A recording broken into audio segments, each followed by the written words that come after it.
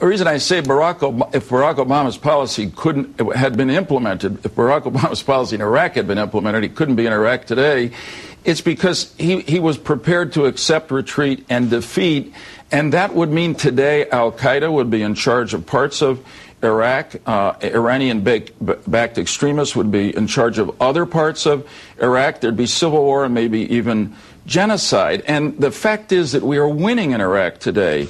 And, you know, you can't choose, as Senator Obama seems to think, to lose in Iraq so you can win in Afghanistan. The reality is if we lost in Iraq, which Obama was prepared to do, we would go to Afghanistan as losers. Instead, al-Qaeda has its tail tucked between its legs as it's exiting Iraq to go to try to take up Afghanistan. I have to respond to that. Barack Obama was not for losing in Iraq. Barack didn't want the war to begin with. John McCain opposed surging troops in Afghanistan until last week. Yeah, was John for losing in Afghanistan?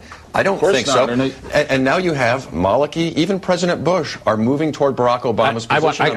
His judgment was right. Gentlemen, we could continue this. Bottom line, no question that Barack Obama was prepared to lose in Iraq. That's not true. Whether it was right or wrong. Gentlemen, you're going to have to agree to disagree. I want to move on to the whole issue of his trip this week.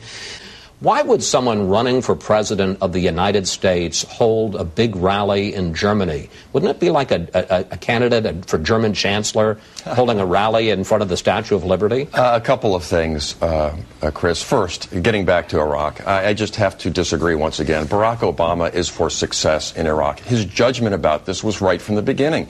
If you agree that knowing what we know today, you would do this all over again.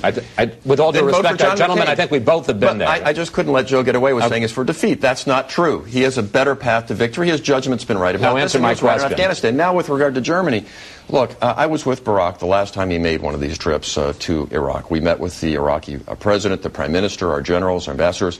He was very substantive, very knowledgeable about the challenges that we face. Now he's meeting with some of our European allies. We need to rehabilitate these relationships. They've frayed over the last 8 years. Our reputation in the world has been damaged because some of the policies this president has pursued. If we are going to be strong, if we are going to confront Iran, we need allies and friends with us. Rallying global opinion to America's side is an important responsibility for a president, and that's one of the things he is attempting to do. All right.